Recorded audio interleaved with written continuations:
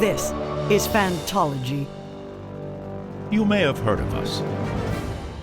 All right, what's up, novices and accepted? This is Stephen, your host with Fantology Podcast, along with my lifelong friend Josh, here to talk about the Wheel of Time TV show, season 2, episodes 1 through 3.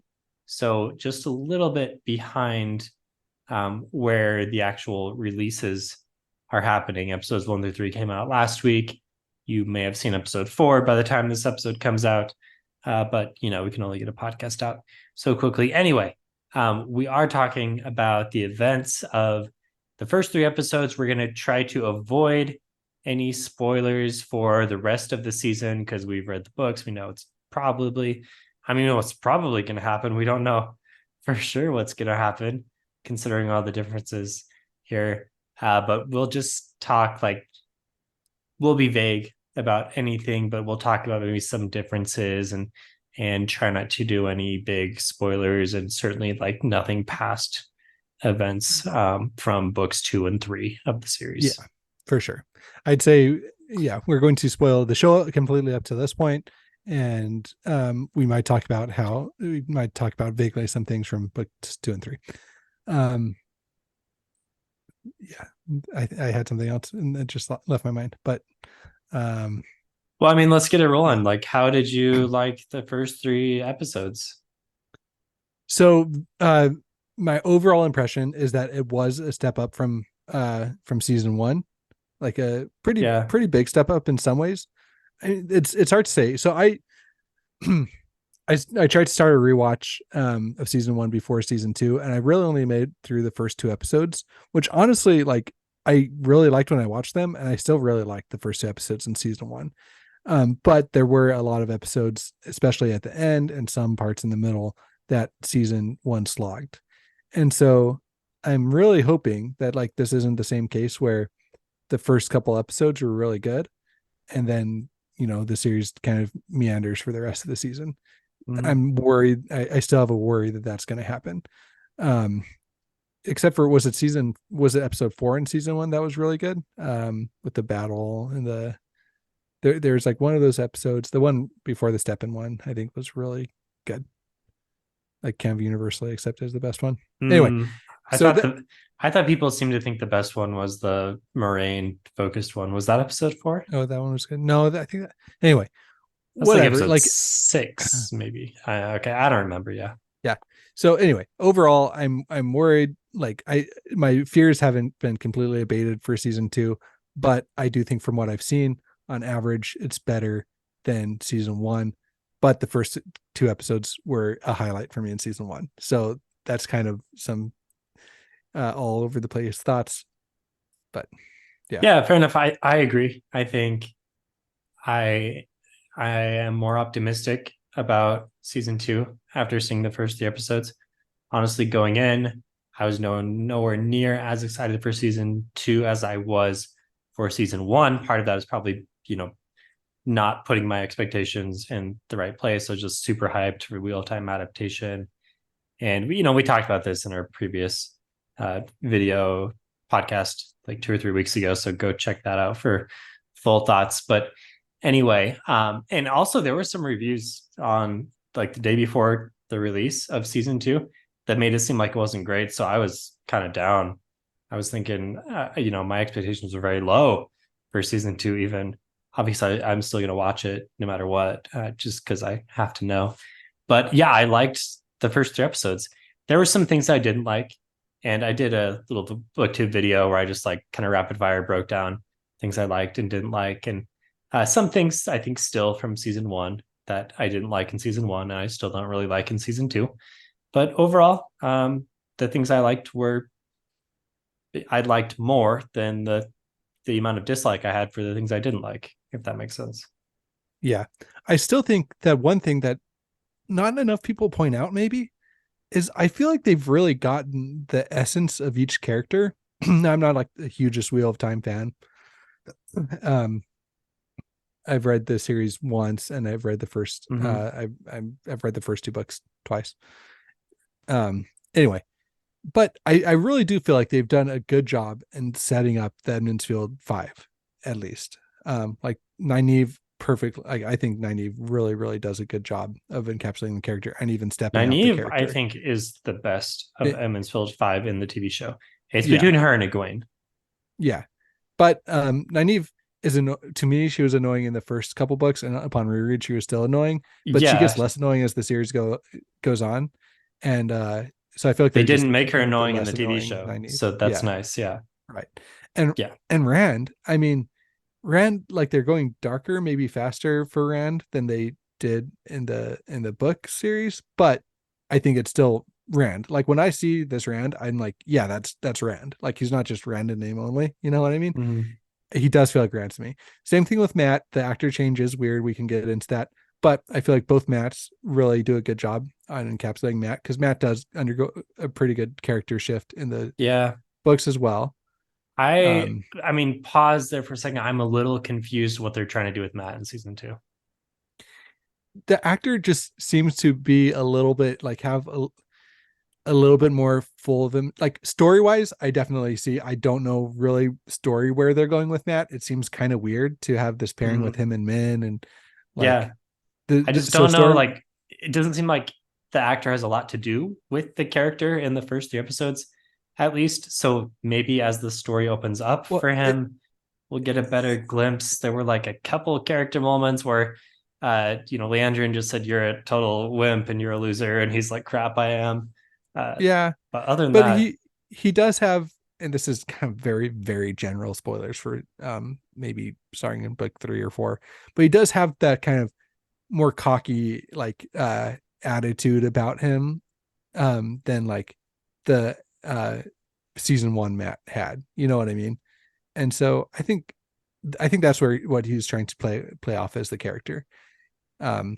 Is the Matt pretending he's like liking to wear the fancy coats. And I think that's kind of always like the essence of Matt. He's got this bravado about him that covers up maybe like a thin veneer of like low self-confidence, and as the series goes on, he kind of becomes a stronger character, but more sure of himself. But definitely at the beginning, he doesn't. But season 1 Matt, I don't know, like I'm sure the actor was really good, so I'm sure he could have done that, but like especially rewatching the first 2 episodes, like he was just down. Like the only it never really, I guess the first scene in the end when he was trying to like, I don't know. Anyway, this actor, it seems like, can bring that forward in Matt, that part of Matt's character forward better than, even possibly better than season 1's Matt could. Anyway. And then I'll say, I think, oh, go ahead. I don't know. I still want to, before you get into Perrin. Also with Matt, I don't understand, and maybe I missed it, but they are just getting rid of the dagger connection. I mean, he says he hasn't touched the dagger in months. I know he said that to Leandrin, but that like played a big, at least in the books, that was a big thing on his character until it was removed. And that hasn't really happened in the TV show, but it doesn't seem to be affecting him. So are we just removing this entirely? I don't think so, because one thing, remember Rafe confirmed the scene with the quarterstaff scene. Quarterstaff. Yeah. So Matt has to come back to the White Tower. I know you said we weren't going to really be spoiling later season stuff, but it seems like this season Matt's going to be coming back to the White Tower at some point to get that scene, unless that scene happened somewhere else with Gowan, maybe. Yeah, I guess it could. They could just move them. I mean, we haven't seen Gowan or Galad in the White Tower, so who knows? Yeah, so we haven't seen them at all yet. Yeah, so maybe okay. Yeah, I don't know, but it seems right like now we assume Fane has the dagger, right? I mean that. Yeah, I don't remember exactly what they did with that in season 1, but I am like Fane must have the dagger. Yeah, Fane has the dagger. Yeah, we'll see. Okay, we'll see. Anyway, yeah, like I said, it's kind of fun. It's kind of fun not knowing exactly where it's going. I think. I know a lot of people probably don't think that, but I think it's maybe more think it's okay than you think. I didn't word Yeah. that very well, but I've seen a lot of comments that say it is kind of fun doing the another turning of the wheel with the show. Like for instance, and maybe we'll skip past my rest of the analysis of the characters and into one of the bigger moments of the season so far was when Uno was completely wrecked by the Sanchen and just Uh-huh. killed out of nowhere. Like I kind of was like, okay, this character has some plot armor, like light spoilers, he's in later books. What so I was like, he's gonna get out of it, parents gonna find a way, somebody's gonna say something. And then when that didn't happen, I was like, oh dang, like that's kind of crazy. You know what I mean? So stuff like that kind of makes me a tiny bit nervous, but really happy that like I can still be surprised by this adaptation. He had a little bit of plot armor, but he didn't. I mean, he is around in later books, but he doesn't really do anything like critical, No, but he's kind of a crucial. fan favorite. He's kind Yeah, of a fan favorite. Fan favorite is the real issue.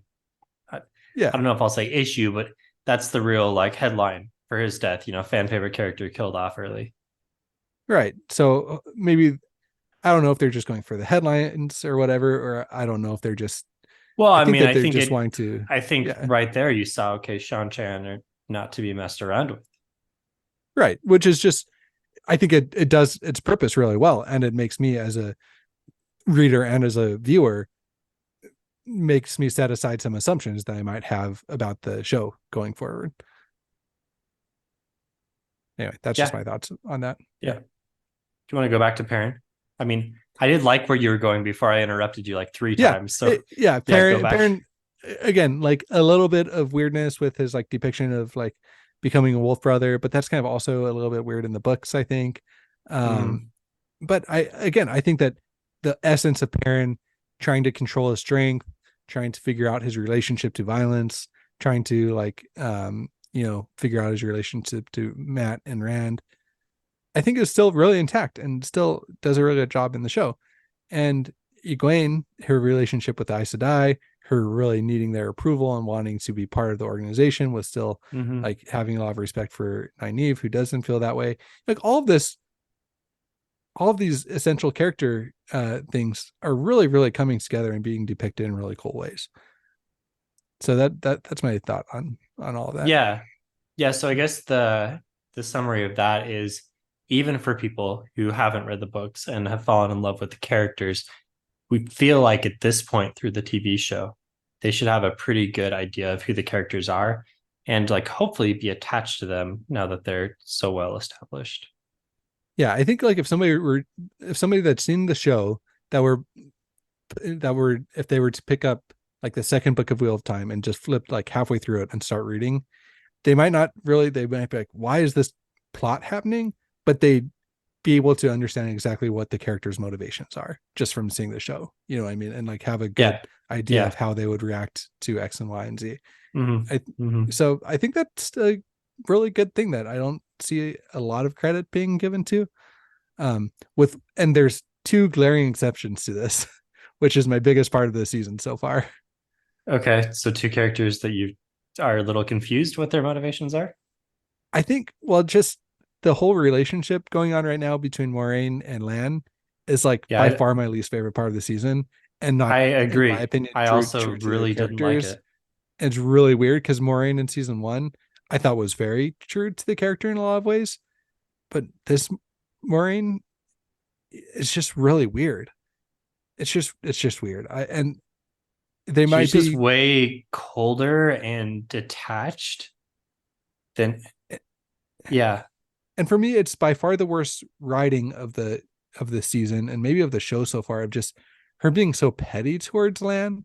Like, in my opinion, at least if Moiraine were to like try and insult someone or try and make them feel degraded, she wouldn't do it in like such a fourth grader, you can't sit with me at lunch type way. You know what I mean? At least super passive aggressive, right? Yeah. Maybe like that scene with Bail Doman at the was it that? And anyway, that scene was really cool. So I was like, okay, this is Moiraine. This is like totally a Moiraine scene.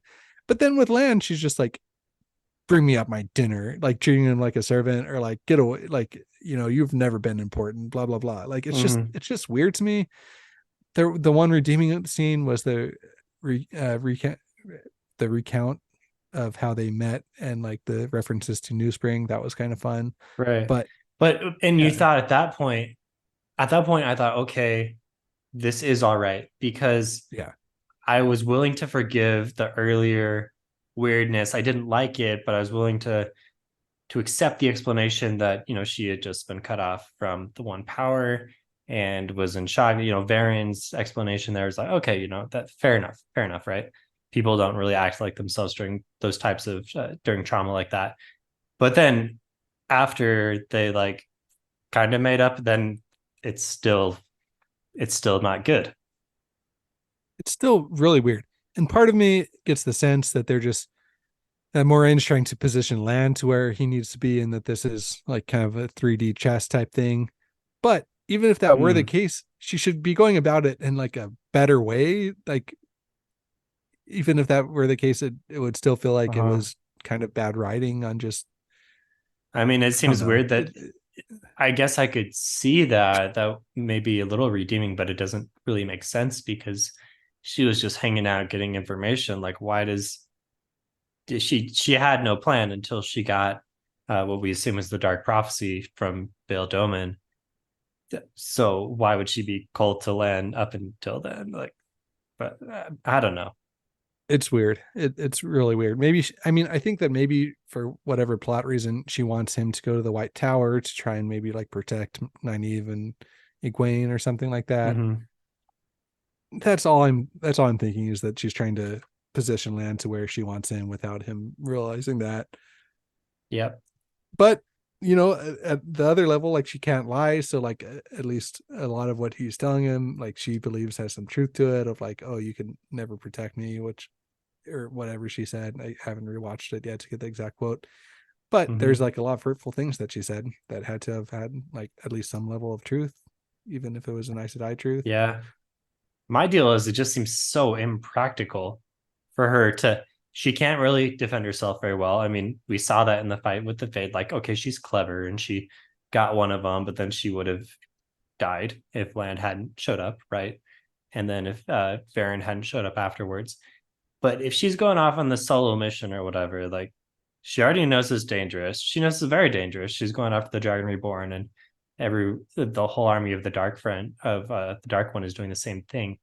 So why would she callously toss away the most useful asset she has in Well, this fight? again, unless it's to go make him more useful elsewhere, is the only thing I'm thinking. Like, oh, she needs to Yeah. go chase down this lead while he needs to go protect Nynaeve and Egwene. I mean, she I don't know. literally ran like 100 feet away from where she was staying. It was immediately beset upon by fades that would have killed her. Yeah, So yeah. why would she do it again? I don't know, man. It does seem weird. I'm hoping that there's some payoff. I don't know if the show has earned enough trust for me to be confident that there's going to be a payoff. I'm hoping that there will be, and that's kind of where I'm Yeah. at with it. Yeah, It to me it just seems like manufactured drama and I don't like it. yeah. Okay, that's probably what it is. Yeah. Yeah. Well, let's By turn the far. page. Yeah, Yeah. yeah. Yeah. That's again, like, everything else is at some level working for me this season, and that's the only thing that's really not working for me, is that relationship. So I Yeah. wanted to get I that out agree. there. The only other thing, I guess, we'll bounce around between positive and negative. The only other like story plot writing thing that I was genuinely confused on and I thought just wasn't done well was I don't understand why Rand is in Carrion and Logain is there. And like, does he know that Logain is there? Because it seems like he does at one moment, and then it seems like he doesn't the next moment. And he's like beating up the former guy who was handling him, but it also kind of seems like an accident. I just don't understand the whole like, was Rand really trying to meet Logain? And because it seems like he is in his conversation, but then it also like, how would he know? How would he know that Logain is in Kyrian? Yeah, I how would he don't know know. Logain is there and that what he needed to do in order to talk with him? I mean, it's established that it's been 7 months. That part doesn't. It's not like enough of a plot hole. It's just like it's been 7 months. I think Rand could figure out where Logain is. Maybe he met Serene, and Serene. You know what I mean? Like Celine, yeah. Celine, not Serene. And maybe I don't know, like there's a lot of ways in Yeah, 7 months he could have tracked down Logain. sure. I'm willing to believe that, but I would like an explanation It, because I'm yeah, watching the show maybe, and I'm confused by it.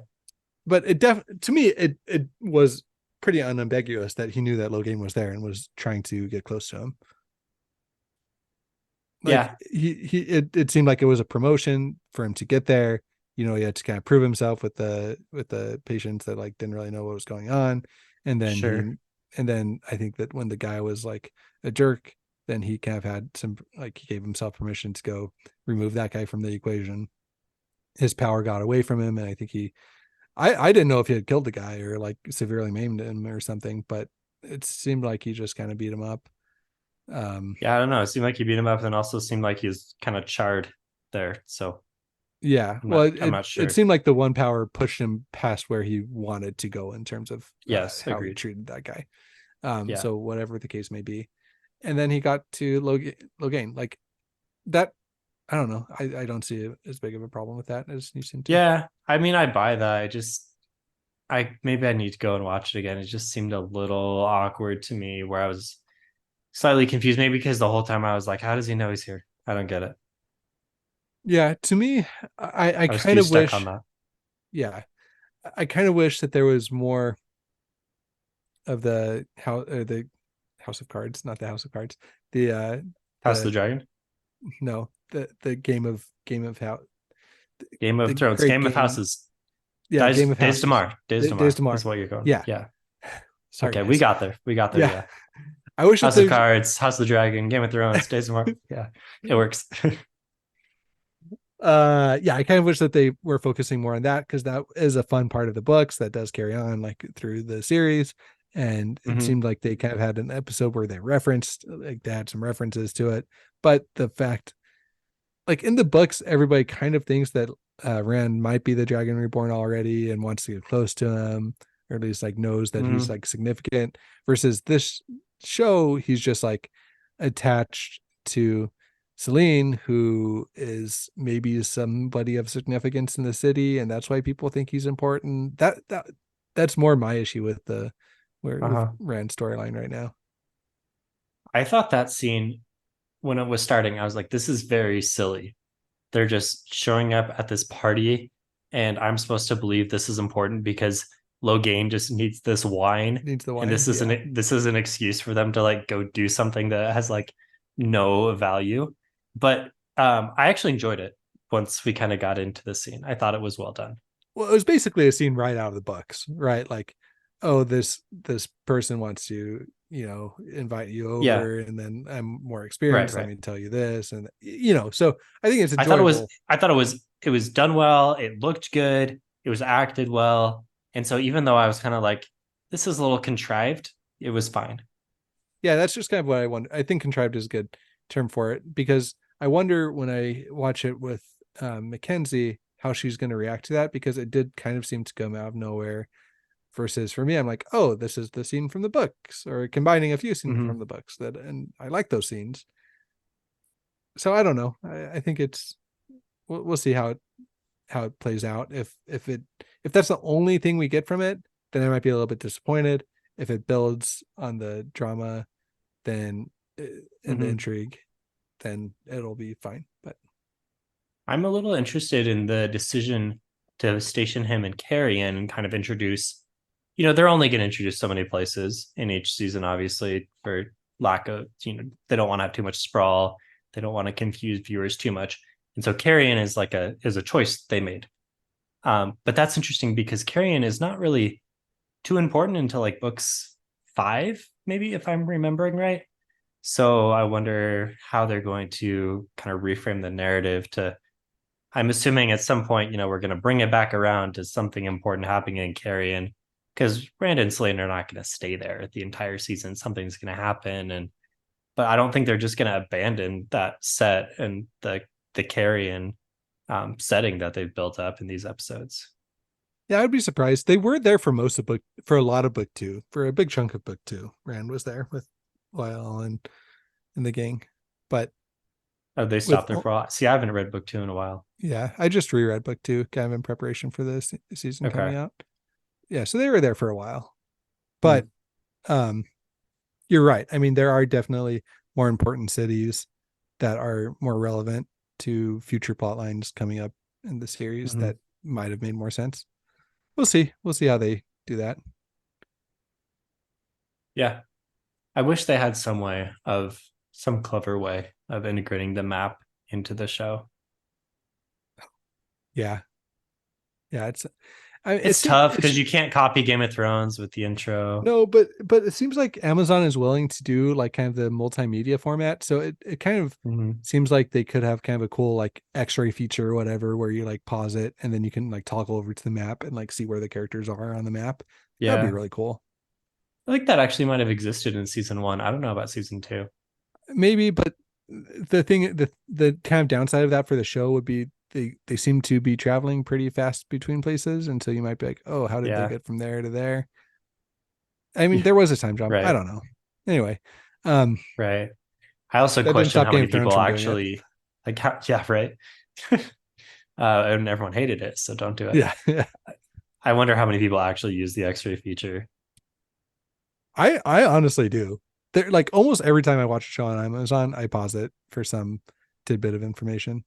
I mean, I use it every now and then, but I don't think you can if your strategy in like the message of your show is built into the X-ray feature, like that's not a good strategy because a lot No, of people are just gonna but miss that's it. for sure a supplemental material thing. It's kind of like a map being Yeah, printed on the hardcover, but not the soft cover. Sometimes, you know what I mean? Like it's nice to yeah, have, and yeah. if you take Fair advantage enough. of it, great. But like it's not essential. I don't know. I kind of the thing Mm. is, okay, this is a big tangent. I won't spend long on it, but like streaming services, as we've seen, have messed media up in a lot of ways. A way that they could kind of redeem themselves is to be a little bit more like outgoing with like using the format that it's not just a DVD and that people are viewing this on like machines that are capable of like navigation options beyond like a DVD Hmm. menu. You know what I mean?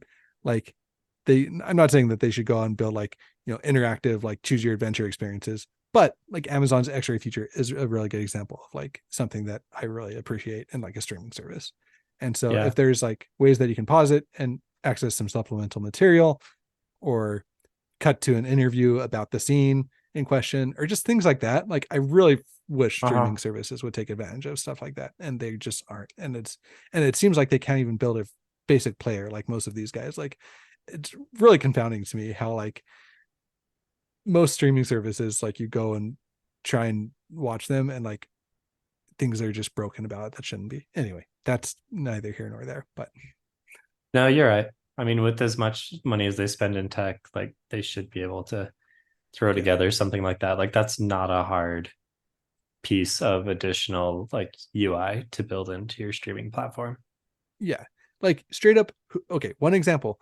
We just finished watching This Is Us on Hulu. I'm proud of ourselves that we pushed through it, and I watch Always Sunny in Philadelphia on Hulu. Mackenzie and I watch some other shows on Hulu, and still sometimes we finished This Is Us like a month ago, and still sometimes when we launch Hulu, it takes us to like the second to last episode of This Is Us. When like there have been Uh-huh. multiple shows that we have started and watched after we have finished completely the series This Is Us. I have no idea. It's confounding to me. It could take me to multiple other shows that I'd be more happy with, but nope, just This Is Us. And Hulu, it's been around for 15 years or whatever. It's unbelievable to me. Anyway, Do all better. right. There's Do a rant. Do better better. Do better, streaming Hulu. services. Okay. What did Wheel of Time season two do well at? Since we've ranted about some negatives. Uh I think again the biggest thing is the characters. Um I love the Sanchin. The Sanchin have been so good this season Yeah, I to thought me. they look cool. I thought I Yeah, was a little underwhelmed by their I don't know, the scale of their entrance into the town that Perrin and the Shenarians were at seemed a little strange. Like they had their high lady there on the backs of the slaves or whatever, like on taking this over a huge fishing village. platform. But yeah, they were taking over like a tiny little village. It like that entrance seemed like you got to have that in a big city that you just conquered. Like, why are they marching through the wherever, taking over fishing villages with this big like thing that she's sitting on? That seemed a little strange to me. Anyway, but they do look cool. aside Yeah, from that. they do. I didn't really mind that. Maybe that is a good point. But I think to me it's just like maybe they haven't brought over their enough forces and they're just like making people swear the oaths. I don't know. It it does seem like it would have been cooler. And they were in a bigger city in the books. Um, but I didn't mind it. Um, I thought that we talked about like the decision to take Uno out. That was pretty intense. The costumes are great. I do like, and this is kind of another change, but I like that they have like the dark one, quote unquote, there, like Mhm. alongside the Yeah. I mean, we Suroth, don't Lady even Suroth. need to say quote unquote anymore because in episode 3, Moraine said that's not the dark one; it's the Oh, Shamael. I forgot about that. Yeah, okay. Well, have we said his name yet? They they did say Shamael, right? I Everybody am said so. very Pretty sure. confident Moraine did, but Okay. I mean, All right. it's not a Mild secret. spoiler. His name is Forsaken. His name is Shamael, Yeah. and yeah, I think that it kind of works. That's another change that I'm like, okay, yeah, those are good changes to make. Like, um, Mhm. and Lady Suroth was intense, and um, I'm really I interested to liked it. see Yeah, once they take off the mask on Sura, because in one of the interviews that I watched, like some of Amazon's bonus content, they were talking with the like makeup artist, and they said her whole face was like prosthetics, which is interesting to me. Like, what's going on under that mask? hmm. Yeah, that's Yeah. interesting. Anyway, preview for future episodes, I guess. Yeah, the yeah, just everything was really well done. With the Sanchez. My I'm other glad they gave Perrin more to do, and yeah, that they integrated him in with the Shan Chan. Like that was all. That yeah, I totally one thing, agree. yeah, one thing I'm a little bit torn on. Stepping back a little bit with Perrin is like giving him some of Rand's storyline, like with the fly scene, going and seeing the visions of the family that was like killed Mm. and the flies. That was like kind of a big scene from the books, and obviously Rand experienced that and it showed Perrin.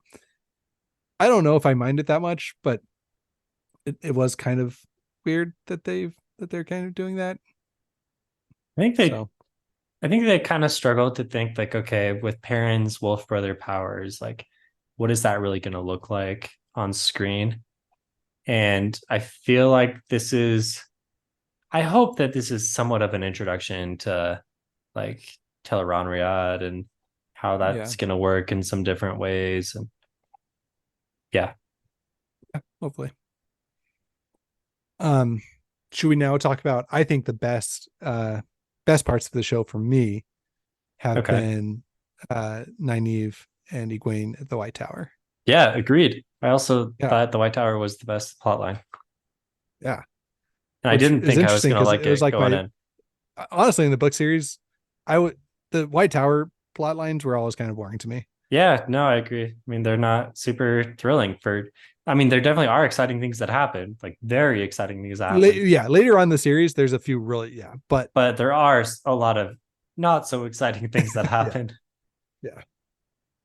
Um, But no, they've done a good job of in this case, they added a lot of drama to what was going on, but I felt like it wasn't manufactured. It seemed to be within the character motivations, within who the characters were.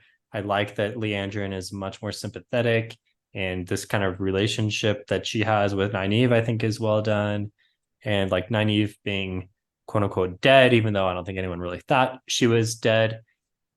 While that may have been a little uh, maybe just put in there to add some drama, like the way that they were able to play the drama up and allow the characters to respond to her death was good. And so I thought I really have no complaints. yeah, the arches. I'm glad that they got like the bulk of the episode, that they weren't just like a side plot that she went through. Like that Mm-hmm. was they did a really good job with that. Um, especially with the third arch kind of subverting like what kind of throwing you. I thought that Yeah, was a really good piece of storytelling. I was tricked. I thought Yeah, that she was actually going to leave the White Tower. yeah.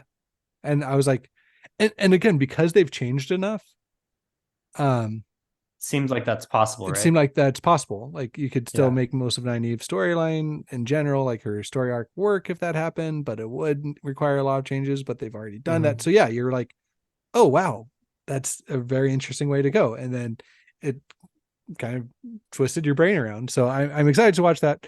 Mackenzie, a non-book reader, to see her reaction from that and see if she's like more or less surprised than I was. Hmm. Um, but yeah, and I think that was like a very that was a huge way to test Nynaeve, and her dedication was to like give her everything that she had, you know, like that part of her wanted, to be with Land, to Hmm. have a family, to Hmm. go back to the Two Rivers. Um, And a really good way of showing who Nynaeve was at her core for a character that does not naturally, express some of those innermost desires. mhm. Yeah, well done. Yeah. So, okay, Yeah. Sorry. real test for you in the White Tower. Uh, what did you think of Elaine? Okay. Heck yeah, Eileen, my girl, dude. Okay. The Backstory, in case you're just picking up on Phantology, is Josh loved Elaine in the books, kind of an unpopular opinion. So we want to see what he thought in the show. just let me cover myself a little bit. She's not like my favorite character by any means, but I did really like her by far more than much at the fandom seems to. Um, so yeah, look, the portrayal is awesome. Like the actress is great. The friendship, like I really appreciate that they're starting this friendship slash kind of rivalry between her and Egwene, and her also just like calling out Egwene for being kind of selfish with her, with how she's thinking about her relationship with Nynaeve, and all of those things really really worked for me. I thought it was um cool to see like the fact that in some ways she is like a spoiled, entitled person to bring all of her trappings of Mm-hmm. home and gets set up in this little in the White Tower. But then the fact that she like was willing to take the blame for that and not have it be passed on to like some servant, A Yeah, plus, great. Like it shows that yeah, she's both a little bit, yes, entitled, but that she's not like at her core a selfish person. um I thought before or after breakfast, great line. It just, I don't know, a lot of those things really really worked for me. And yeah, overall 10 out of 10 character introduction. Yeah, great. I agree. Oh, nice. I don't have any further comments. I think you nailed it. I think that she's done very well. Yeah. And I think that she can grow into like her future kind of character arcs. I think it's going to be really cool to see all that happen. Um and the only, again, the kind of weird part was her and Egwene just kind of hanging out at the arches. It seems like they would have either tried to like channel together to get it to open back up, or you know but Well, I just to like, mean, Gwen probably would have wanted Elaine to help her do that, but she was like, "No, I'm definitely not doing that because she we're was gonna worried about die." Like, bringing. yeah, Yeah, it's not gonna work. There's no possible way to do that. right, but just to like have them go to sleep on the floor there was kind of a weird decision. I don't know. Yeah, it also seems kind of strange that they're able to just like access the Yeah, Terangrial without any without the eyes of the eyes sisters. coming in Like, there. yeah, like, you shouldn't be here. This is off limits. Yeah. Yeah, seriously, they had to at least have snuck past like some sort of fluffy Mhm. or Right. uh Yeah, for sure. Yeah, definitely stink past Fluffy to the get devil's there. snare, get past the devil's snare. Like you gotta do some things. Right. Right. You can't just walk in there. One does not just I simply approach the Terangel. I think that kind of gets at the only negative thing I have about the White Tower is I just don't think the White Tower looks that great. It still looks kind of small, and I think it looks fake. I kind of disagree with you on that. I mean, yeah, it does have some issues, but I think it definitely has like a unique feel to it. Like it's pristine, but also like kind of coming apart at the seams in some ways. Like um, Yeah. I like it. I don't know. Like you can tell that, in my opinion, it looks like it used to be great. but has seen better days. You're right. Like there's not as many like sweeping shots. A lot of them are like more compact shots in the passageways and stuff. But I don't know. I think it's fine. Just the way that they've done the filmography to me, I don't buy that the outside shots of the tower, which is massive and huge, I don't buy that that's the inside of the tower The that inside. I'm seeing. Yeah, kind of like There's a disconnect. I agree. Something like thinking, I know I just referenced Harry Potter, but thinking back to like the movies of Harry Potter, like even having some of those establishing shots of like looking up and seeing all the staircases like moving and stuff, Yeah. you Right. most of, and like the shot of the Great Hall, like most of the other shots were shot in like classrooms or hallways or dorms and stuff like that. And like they weren't huge shots, but having some shots in there to give you the scale Right. probably would I help think, with that. yeah, I feel like that's what we're missing. I mean, there was the one scene with the sisters kind of in a courtyard area. Yeah. And they tried to do some with Egwene walking along the outside. There's the set that they have on the outside of the tower where Leandrin's like burning or melting down the ring. And I think we saw Moraine there in season 1 as well. So they're attempting to do it. I don't know. It's not quite there. Did you and any other listeners catch the Easter egg that was put into that scene? The one with Leandrin burning or melting the ring? Well, there's that, but also when Egwene walked past the flame. Did you see that? When she was walking on her way out?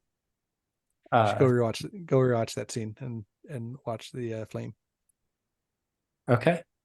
Oh, okay. I might have assume you're been getting seeing, it. I might have been seeing things, but I assume you're getting at some pretty late spoilers, but okay. Yeah, I'll check it out. I'm not gonna say any cool. more than that, but listeners that have read the series, go back and watch that scene. You'll probably get an Easter egg. I don't remember what, but there was a similar hint in season 1, like very beginning of maybe episodes 1 or 2, that also kind of hinted at the same thing. Yeah, I'm 100% positive that happened, but I don't remember what it was. Oh, so okay, that's kind of fun. I do. I think it was actually in a scene, a promotional scene that I don't think made it in the show. Oh, okay. Yeah. Anyway. Yeah. With all the colors coming down and yeah. Okay. And yeah, no, I know what you're talking about. I thought it was something else as well, but yeah, okay, maybe that's just what it was. Yeah. Yeah. So I mean, I just feel like to bring up our Game of Thrones example or House of the Dragon, like the Red Keep is obviously not, we don't see it extensively. They can't have sets in every room, but I just feel like those types of things, I buy that the outside that I'm seeing is the same as the inside, and I'm not there with the White Tower. Fair enough. I am going back and rewatching Game of Thrones right now, watching season 2 where they just got to Korra? What's that city? The city in the desert where with Daenerys? Yeah, with Daenerys. She just gets there. Karth, yeah. Where they have the warlocks? Yeah. And they open the gates and it looks really bad. If you go back and watch that, it looks like, I mean, for sure, like it looks fine, but you can tell for sure it's like a painting, like one of those where they do like the painting and set the painting as like the background. So they have like the foreground set and then like have the background being a painting. And like it looks really bad. And so like you do get stuff like that in Game of Thrones too, but I think it's easily forgiven for some reason because point taken in that my memory of that show, which is more kind of foundational, is probably it's probably very forgiving and probably also not accurate in the actual quality in a lot of it. Well, a lot of it is really good, so I will say that. But the thing is, they take their time. But I mean, back then when we were watching Game of Thrones, we were not doing weekly reviews of the show and like dissecting the minutia of what was good, what was bad, right? We were just like watching it and enjoying it. Exactly. Yeah. So it's fair to notice that. I'm not saying it's like not an issue, but just something to keep in mind that even like these great shows, when you Mm. watch it critically, you can pull out, things that definitely don't work. But Yeah, point taken. Point taken. Okay, anything else we need to mention in the first 3 episodes? I feel like that's pretty sweeping overview of most of the main points. Yeah. yeah, overall, it is a little bit weird to see Matt with Celine, or not Matt, Rand with Celine, and like the like just their relationship. You know what I mean? Like Mhm. it seems like it's kind of more established, and in the books, it's like always it never gets to where it is in the show. So that's kind of still taking some True. adjustment for me. I mean, in Um, general, there's a lot of differences. So yeah, there's for very sure. few scenes that are actually from the books. Yeah. But yeah, I see what you're saying. However, I am fine with that because I think Celine is very well done. I think she's cast very well and is very sexy and kind of gives off, the most beautiful and slightly like questionable woman in the world, right? And so I think it's done well. I think it's very well set up. Yeah. And I do enjoy the intrigue, which I can't remember if this was in the book or not. I don't think it was, but of having the idea of having the hunt for the horn be what clears out the equivalent of like flea bottom. I'm forgetting what they are calling it, like the gate, Yeah, I don't remember what the they're calling it in entrance, the or show either. the Yeah. four gate or Forgate. something. Yeah, Is that I what it think is? that's right. Yeah, Yeah. sounds right. But We're like going to that's Forgate. cool. Like that's a bit of world building that I don't think was in the books that like kind of makes sense. And I'm kind of glad Mhm. they include stuff like that in the show. It's kind of fun. Yeah. I wish they would have I mean maybe this is too much, but eventually we're going to start caring about who the nobility of these places are.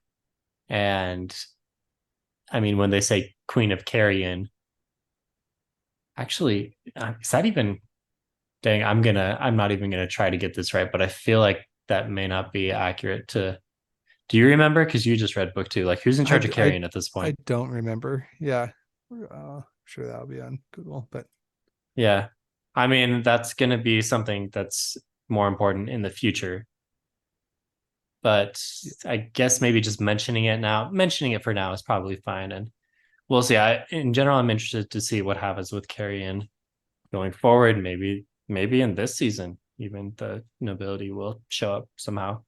I mean, Elaine is there, and she talks about being the daughter heir in Andor. So, but we haven't really seen um, much of what that's going to mean for the show yet.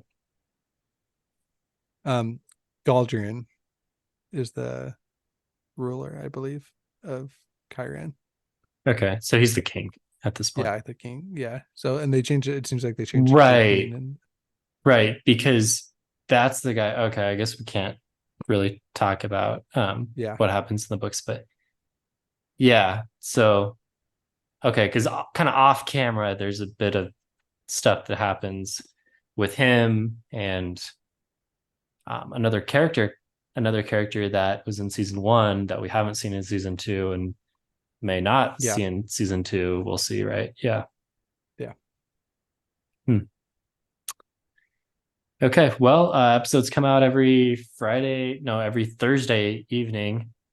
So we'll probably have reviews out like, a few days to a week afterwards. Yeah. But So subscribe to the YouTube channel. I don't know if you're planning on doing that every show, but I think we'll probably try and get some sort of reaction out, even if it's like a yeah, short or a booktube video from yeah. Steven. We'll try and The get something out. booktubes always do well. Like of the I guess this isn't even a booktube. The TV show tube reviews for Wheel of Time always do well. So I kind of like doing those. We're not really in it for the views and the and Yeah, the but pennies and dimes for pennies and nickels from YouTube, but it is fun to see people actually watch them and those ones yeah, and get we get views. some So more engagement, and some people find the community and stuff. So yeah, yeah, yeah, it's yeah, fun to do those. But so yeah, subscribe if you're not to our YouTube channel, I guess. yeah. Good call. Yeah. Yeah, we'll probably do like maybe every 2 episodes throw out a review of the show.